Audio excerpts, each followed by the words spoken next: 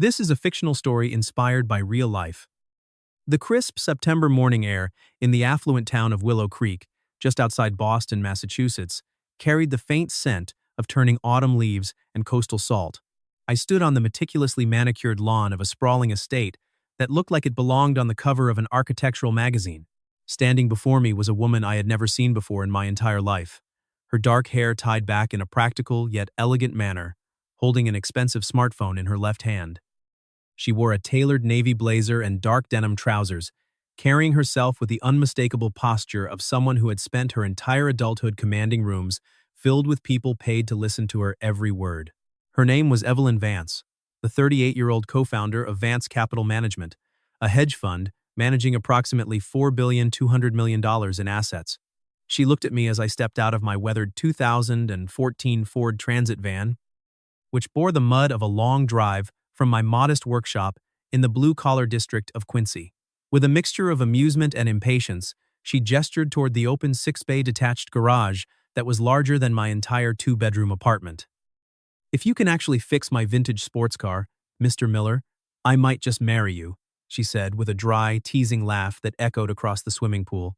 Behind her, three of her executive assistants laughed in perfect, well-rehearsed unison, while an older, heavier gentleman in a gray cashmere sweater smiled with his teeth, his eyes remaining entirely cold. That man was Nicholas Sterling, her longtime business partner. A 47-year-old man with an exquisite year-round tan that spoke of exclusive tropical resorts. I did not return the smile, nor did I laugh at the joke. Instead, I grabbed my canvas tool bag and walked silently toward the second bay from the right, where a pristine 1973 white Porsche Carrera RS with distinctive red lettering along the lower panels stood.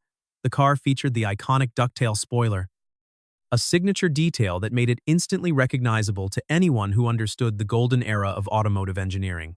I unlatched the engine cover and looked down into the compartment for approximately 11 seconds, during which my breath completely caught in my throat.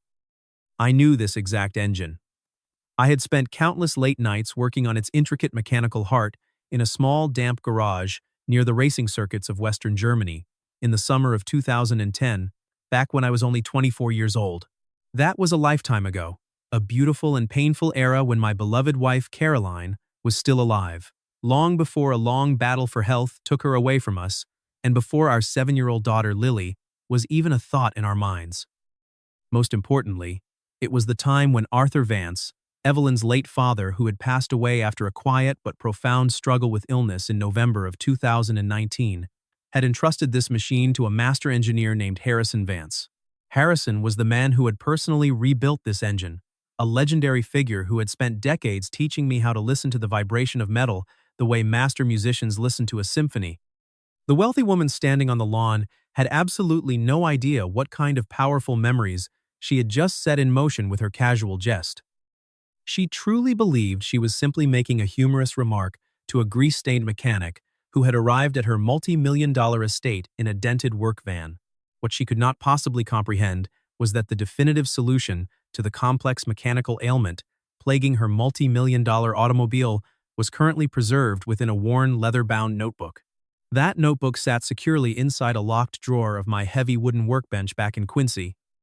Written in my very own handwriting 14 years and 2 months ago, in a foreign workshop whose language she likely never learned to speak.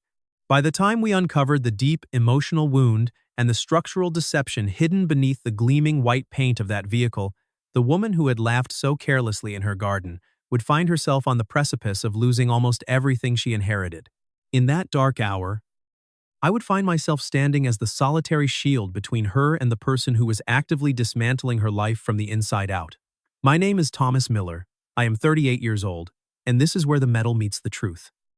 My life in Quincy was defined by routine, the honest smell of engine oil, and the quiet devotion of raising my daughter Lily, who always carried a small wooden toy car her grandfather had carved from dark walnut the year she was born. My workshop, Miller Automotive Specialists, consisted of 2 working bays, a single hydraulic lift, and 2 large red tool cabinets that I had slowly expanded piece by piece since 2009. I had earned a modest but fierce reputation within a small corner of the vintage European automotive community for being capable of diagnosing deep-seated mechanical anomalies that standard dealership computers could never hope to. Detect. I received all my clients through word of mouth, avoiding any flashy advertising because the work itself was my calling card.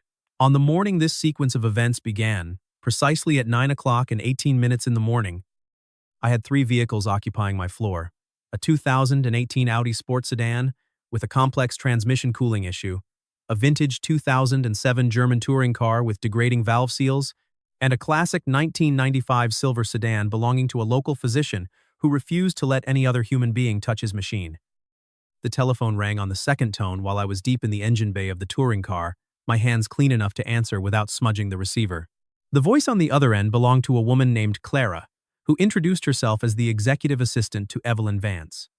She explained that Dr. Caldwell, the physician whose silver sedan I maintained, had personally recommended me after three major franchise dealerships and two high-end performance specialty shops in downtown Boston had completely failed to resolve an intermittent engine failure that had persisted for nearly 18 months.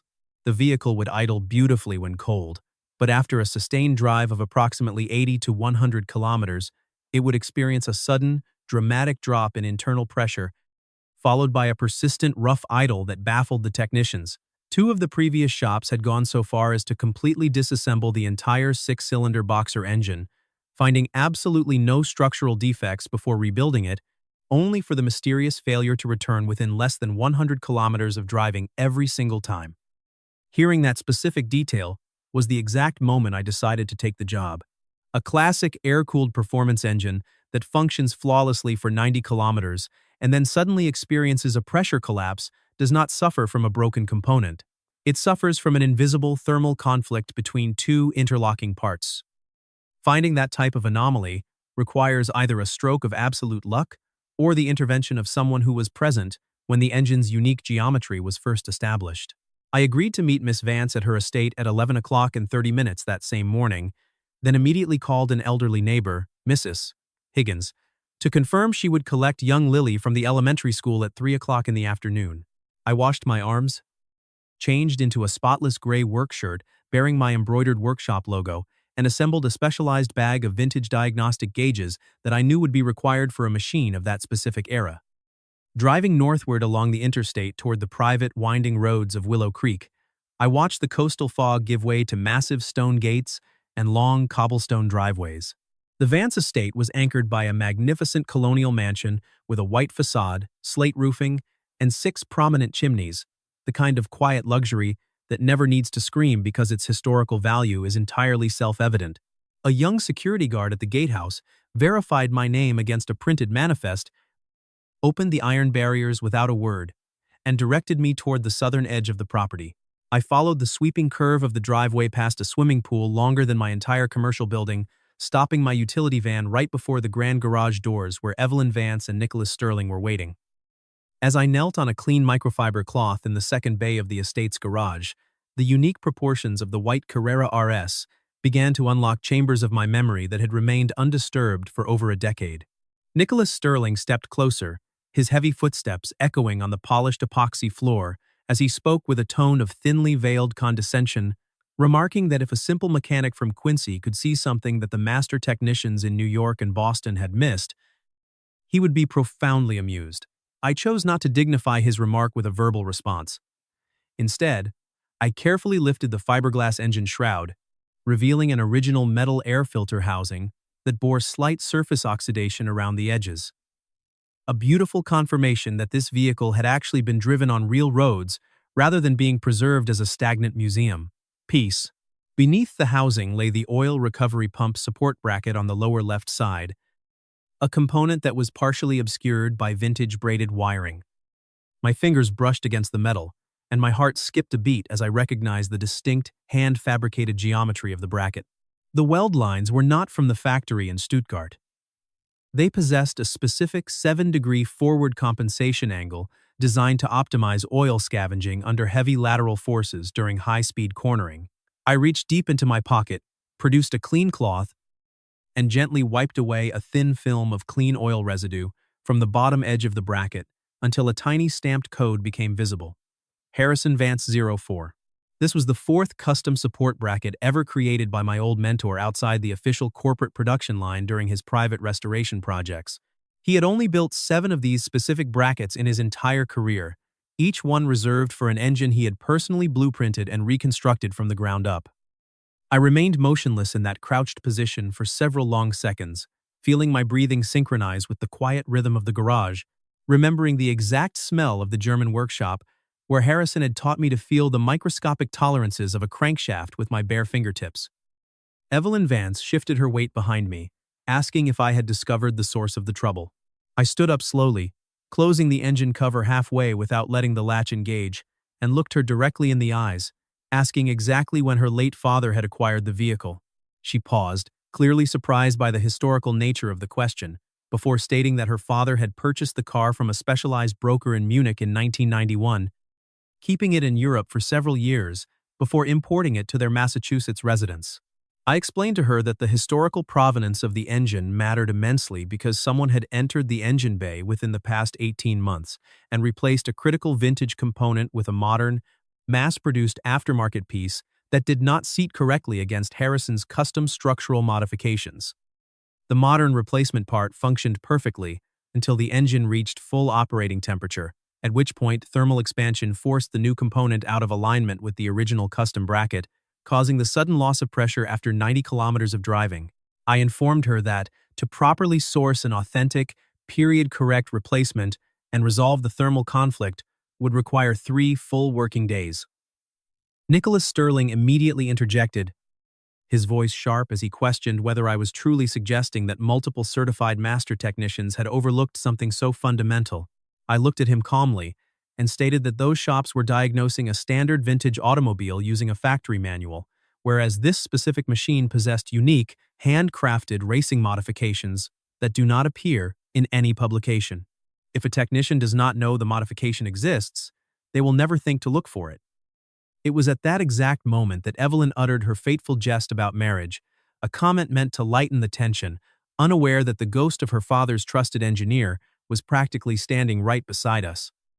After securing permission to begin the work the following morning, I returned to my van and drove back toward Quincy, my mind racing with questions.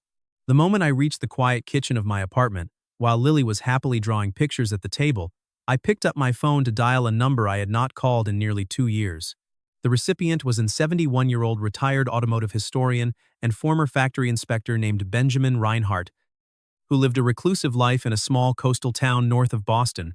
We had developed a mutual respect years earlier at a vintage concours event where he had recognized my training under Harrison Vance within 10 minutes of conversation. When Benjamin answered on the 4th ring, his voice carried the precise, deliberate consonants of an educated European scholar. I asked him to verify the destination of the 7 custom brackets Harrison had produced, specifically the one stamped 04. There was a long, heavy silence on the line before Benjamin confirmed that the vehicle bearing that specific bracket was a 1973 Carrera RS lightweight that Harrison had brought into his personal workshop in the summer of 2010 for a complete mechanical restoration. I had been the young apprentice who signed the work orders on that very car. Harrison had owned the vehicle for 2 short years before selling it through an intermediary in Munich to finance his son's advanced medical education overseas. The intermediary had never revealed the true identity of the buyer to Harrison, but Benjamin distinctly remembered a name appearing on the confidential export documentation, Arthur Vance. I sat at my kitchen table in complete silence as the pieces of the puzzle began to lock into place. The brilliant hedge fund manager had unknowingly inherited the very machine that had defined my youth and my master's legacy, yet she was completely oblivious to its true origin. Benjamin further revealed that Harrison had kept meticulous, hand-bound leather journals, documenting every single vehicle he had ever touched, consisting of 7 volumes that were currently held within a private archival research collection in Connecticut, managed by his surviving daughter, Eleanor. My mentor had specifically written detailed notes about a young American apprentice who possessed an innate understanding of mechanical balance without needing instructions repeated.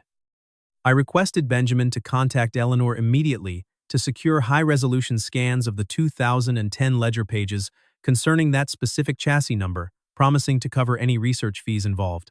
After concluding the call, I looked out the kitchen window as Mrs. Higgins brought Lily upstairs, my heart aching with the memory of the 2010 summer when my late wife, Caroline, had joined me in Germany laughing in the warm evening air as Harrison told stories about the soul of machinery. Caroline had passed away in October of 2020 after a valiant, quiet 4-year struggle with illness, leaving me with a 3-year-old daughter and a profound sense of isolation that drove me to leave corporate racing and build my solitary life in Quincy. The next morning, I arrived at the Vance estate precisely at 8 o'clock, where a helpful estate technician named Marcus provided me with a clean workbench, a stable power supply, and total solitude. I spent the first 90 minutes taking dozens of high-resolution photographs from 23 distinct angles, documenting every serial number to prove the absolute integrity of my work. At 47 minutes past 9, Evelyn entered the garage carrying a porcelain mug of black coffee. Her hair down, watching me work with a quiet intensity, she noted that my extreme dedication to documentation was highly unusual for a standard mechanic, to which I replied that this was a highly unusual automobile with an uncredited history. After she left to attend a corporate conference call, my deep inspection of the engine bay revealed a deeply troubling detail. The modern aftermarket pump had been installed in a specific manner that deliberately bypassed and concealed Harrison's custom stamp, almost as if someone had intentionally gone out of their way to obscure the car's true identity and provenance. That evening, driven by an unsettling intuition, I utilized my professional subscription to a public corporate registry database to investigate the regulatory filings of Vance Capital Management. As I scrolled through the extensive financial disclosures required by the state, because the firm's principal executives had used personal luxury assets as collateral against multi-million-dollar corporate credit lines, I located the specific schedule detailing the asset valuation of the 1973 Porsche Carrera RS.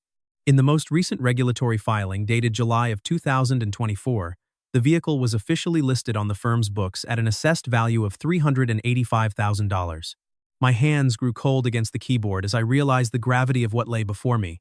An authentic, certified 1973 Carrera RS lightweight with verified mechanical provenance from Harrison Vance, and matching historical documentation would easily command between $1,400,000 and $1,800,000 at any international auction. The custom modifications alone added at least $400,000 of historical premium to its true worth. Someone within the corporation had intentionally and systematically devalued the automobile on the official financial ledgers by over $1 million. The following afternoon, I sought the counsel of a trusted corporate litigation attorney in Quincy named James Vance. No relation to the family, a sharp, 52-year-old practical mind who specialized in partnership disputes and corporate asset fraud. I presented James with the printed regulatory disclosures, my detailed mechanical photographs, and recent auction market comparables for the verified chassis. James studied the documents in absolute silence for 12 minutes before looking up, his expression incredibly grave, as he confirmed that the severe devaluation allowed someone with internal authority to quietly purchase the asset from the firm at an artificial price, transfer the title to a controlled shell corporation, and then resell it on the open market to pocket an illicit profit of over $1 million. The only individual possessing the specific administrative access and financial oversight to execute both the physical mechanical alteration and the accounting devaluation was Evelyn's longtime partner, Nicholas Sterling. James leaned back in his leather chair, explaining that this pattern constituted severe corporate fraud, misrepresentation to regulatory authorities, and a massive breach of fiduciary duty. He advised me that as a mechanic, I should never put these explosive allegations in writing where they could be intercepted by Sterling's network. Instead, he handed me his private business card, instructing me to pass it directly to Evelyn Vance so she could initiate a confidential forensic accounting audit before Sterling ever realized his scheme had been compromised. I returned to the Willow Creek estate the following morning to complete the mechanical restoration, installing a pristine, period-correct vintage oil pump that I had secured overnight from an exclusive collector in Pennsylvania.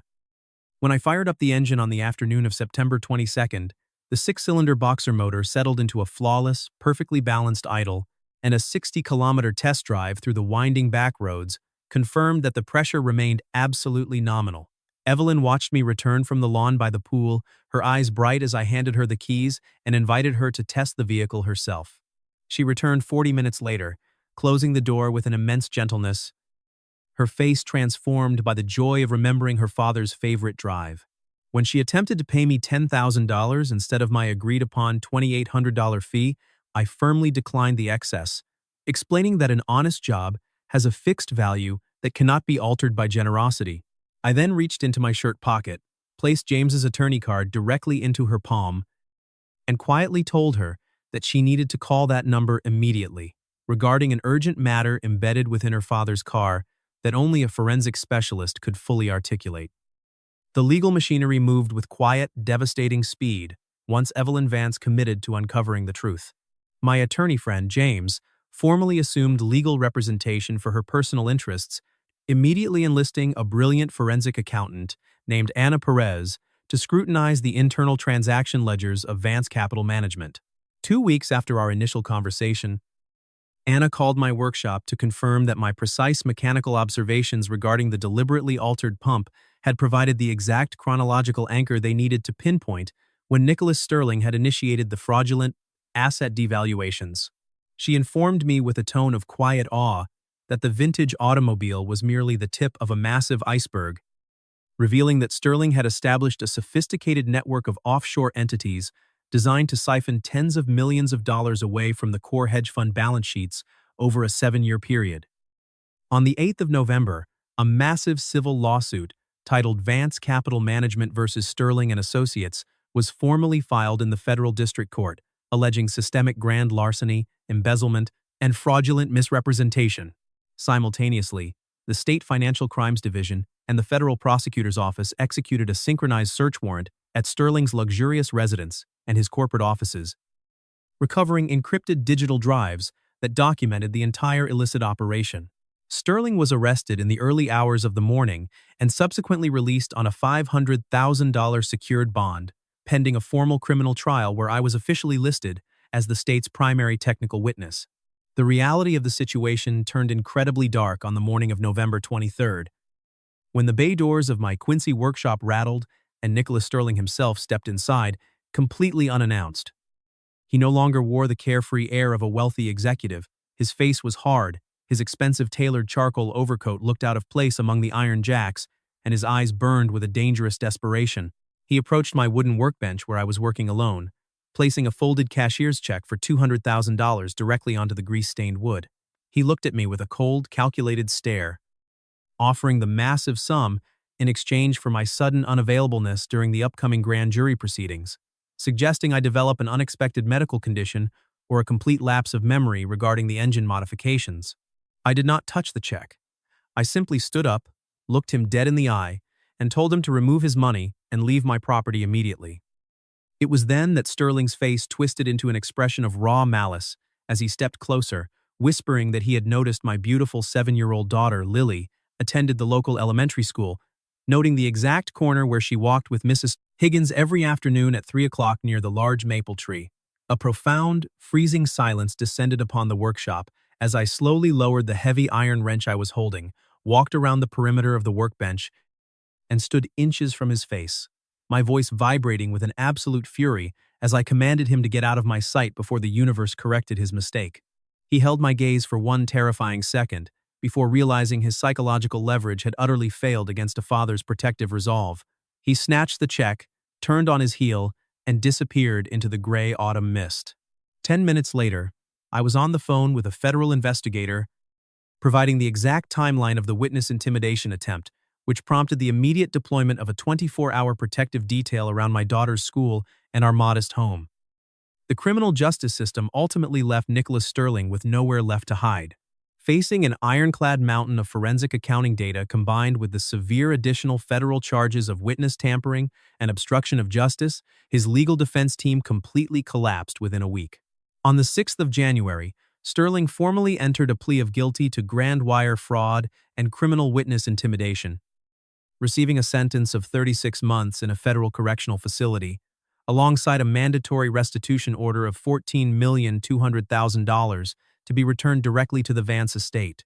I stood in the witness box of the federal courthouse for 47 minutes during his formal sentencing hearing, calmly and methodically describing the physical deception within the engine bay and the chilling conversation that had occurred beside my workbench. As I left the massive stone courthouse that afternoon, the bitter January sky over Boston was a clean, piercing shade of blue, and the air felt incredibly light. 3 weeks later, on the final Wednesday of January, the small brass bell above my workshop door rang out at 14 minutes past 2 o'clock in the afternoon. I stepped out from beneath a standard family sedan to find Evelyn Vance standing in the entrance, dressed in simple denim and a heavy wool winter coat, carrying a rectangular package wrapped in plain brown paper and tied with a simple piece of twine. She stepped forward with a deep humility that contrasts sharply with the proud woman I had met in September, extending the package toward me. She explained that she had worked closely with Harrison's daughter, Eleanor, to temporarily secure the original, hand-bound 2010 leather journal that my old mentor had kept during his final years of master restoration work. With trembling fingers, I cut the twine and opened the yellowed pages to page 47, locating my own youthful 24-year-old signature on the apprentice authorization line beneath the 1973 Carrera RS chassis records. Directly below my name, in Harrison's beautiful sweeping German script, was a short personal note that read, "The young American apprentice possesses the rare gift of listening with his hands. Whether he will find the true patience to endure the hardships of life is a question only time can answer, but I choose to believe he will stand as a man of absolute integrity." I closed the heavy book with immense reverence, my eyes misting with the memory of the man who had given me a trade, a purpose, and a philosophy of life. Evelyn looked at me softly, explaining that she had recently participated in establishing a permanent vintage automotive preservation curriculum and master restoration facility at the historic Lime Rock Racing Circuit in Connecticut. They were searching for a senior technical director to oversee the preservation of the country's most valuable historical racing machines, a position that offered total creative freedom and a quiet life in a beautiful rural community perfect for raising a young child. She emphasized that this was not a financial reward or an act of charity, but rather a direct reflection of a recommendation that Benjamin Reinhardt and the automotive community had put forth the moment they realized Harrison's true student was still working in secrecy. I looked at the ancient journal on my desk, then at the small wooden toy car that Lily had left near the tool cabinet that morning, realizing that the long, painful road of grief and hardship I had walked since Caroline's passing was finally leading us toward a place of profound renewal. I looked at Evelyn and told her that I would gladly join the conversation with the trustees at Lime Rock, bringing Lily along so she could see the beautiful green hills where her father would help preserve the history of the world's finest machines. Looking back on the extraordinary tapestry of events that began with a casual joke in a wealthy garden, a profound truth emerges about the hidden architecture of human lives, one that becomes increasingly vivid as we accumulate the years and wisdom of a long journey. We often move through this modern world evaluating individuals by the superficial markers of their immediate circumstances, the age of the utility van they drive, the grease upon their work clothes, or the modesty of the district where they lay their heads at night. Yet, beneath the ordinary surface of everyday people, there frequently lie deep oceans of unheralded mastery, quiet sacrifices, and ancient lineages of knowledge that have been carefully passed down through generations of silent dedication. The true value of a human being is never captured on a corporate balance sheet, nor can it be accurately assessed by those who view life through the cold lens of financial manipulation or social status. When we take the time to truly look beneath the hood of a person's existence, we often discover that the most profound structural integrity resides in those who have survived the intense thermal expansion of deep personal suffering, emerging from the furnace of grief with their honor completely intact. True craftsmanship, whether it is applied to the mechanical heart of a classic engine or to the delicate moral choices of our daily lives, requires an immense amount of patience, the kind of patience that my old master Harrison questioned whether I would possess. It is the patience to do the right thing when no one is watching, to let the quality of our work speak for itself, and to stand as an immovable barrier against injustice even when the personal cost seems entirely overwhelming. For the older generations who have watched the world shift toward temporary fixes and superficial victories, there is a deep comfort in remembering that real substance cannot be permanently devalued by the stroke of an accountant's pen or obscured by the deception of an ambitious adversary. The truths that matter most always find their way back into alignment with the universe, just as the handcrafted components of that beautiful white car found their perfect fit once the modern imitations were cleared away. We are all apprentices in this grand workshop of existence, learning to listen to the subtle music of human character, trying to leave every soul we encounter in a slightly better condition than we found them. So, As you reflect upon the quiet mechanic from Quincy and the wealthy woman from Willow Creek, whose lives were forever altered by 11 seconds of looking into an engine bay, I invite you to consider the silent masters walking among you in your own daily lives. Look closer at the people who quietly maintain the foundation of your world without seeking praise or recognition. If this journey into the heart of integrity touched your soul today, please express your support by engaging with this story, subscribing to our shared sanctuary for human narratives, and passing this message along to someone who might currently be fighting a silent battle of their own, needing to remember that their honesty is their greatest inheritance.